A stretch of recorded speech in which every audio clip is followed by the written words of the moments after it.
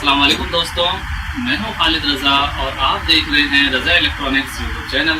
दोस्तों, जैसा कि आप यहां पे देख सकते हैं, इस सीलिंग फैन में बिल्कुल हवा नहीं है। ये रुमाल मैं इतने करीब रखा हुआ हूं, पंखा पूरी स्पीड में घूम रहा है लेकिन हवा नहीं आ रही है। तो इस तरह के बहुत सारे दोस्तों से इस तरह के मसले सुनने को मिलते हैं कि हमारा फैन जो है पूरी स्पीड में चलता है लेकिन उसमें हवा कम आती है। तो आज की इस वीडियो में हम इसी टॉपिक पे बात करेंगे कि किस तरह से हम इन परों की सेटिंग करके अपने सीलिंग फैन की हवा को बढ़ा सकते हैं। दोस्तों, जितने भी सीलिंग फैन होते हैं सबके ब्लेड इसी तरह के ही बने होते हैं। ऐसा नहीं होता है कि किसी सीलिंग फैन का ब्लेड दूसरे टाइप का बना हुआ हो, सब एक जैसे बने हुए होते हैं। किसी किसी में ये फर्क होता है, किसी के ब्लेड जो है वो में 2 स्क्रू की जगह 3 स्क्रू लगे हुए होते हैं। ये भी ओल्ड मॉडल के पंखों में ऐसा मिलता है। तो देखें, हमें इस चीज को गौर से देखना होता है। ये देखें आप, ये चीज जो है यहाँ पे आप देखें और यहाँ पे देखें, ये हिस्सा जो है थोड़ा सा नीचे की तरफ होता है और ये हिस्सा थोड़ी सी ऊपर की तरफ होता है।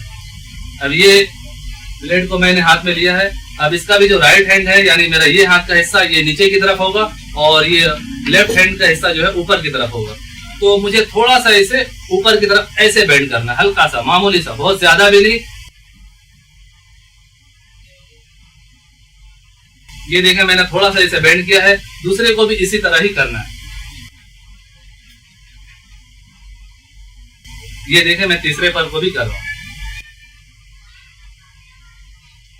दोस्तों, आप यहाँ पे देख सकते हैं, इस ब्लेड को मैंने इस हिस्से को थोड़ा सा उठाया है और इसको थोड़ा सा डाउन किया है। तो सारे पर इसी तरह ही है। दोस्तों, जैसा कि अभी आपने देखा कि इस सीलिंग फैन के पर को हमने थोड़ा सा बेंड किया है, मामूली सा छेड़ा है। इसकी वजह से इसकी जो हवा की स्पीड है वो काफी बढ़ गई है और आप देख सकते हैं इसकी हवा जो है वो काफी अच्छी हो गई है।